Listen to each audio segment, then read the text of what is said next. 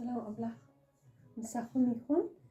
ካብ መዝሙር ዳዊት መበል 69 ካብ ጥቕሲ 29 ከንብቤ ብሽም ኢየሱስ ክርስቶስ።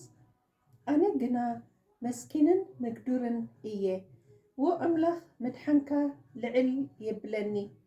ንስም ኣምላኽ ብመዝሙር ከመስግኖ፣ ብምምሳው ከዓ ልዕል ከብሎ እየ። እዚ እግዚኣብሔር ካብ ዝራብዕ ካብ ቀርንን ጽፍርን ዘለዎ ተፍኒት ባህ ከብሎ እዩ።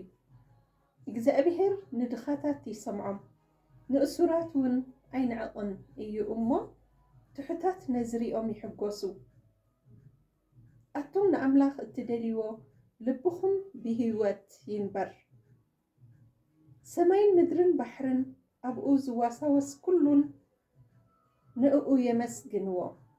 ኣምላኽ ንጽዮን ከድሕና፣ ንኸተማታት ይሁዳ እውን ክሃንጽን እዩ እሞ ኣብአን ክነብሩን ክርስተዩን ዘርኢ ባሮት ክወርስዋ፣ ስሙ ዝፈትዉ ከዓ ኣብኡ ክነብሩ እዮም።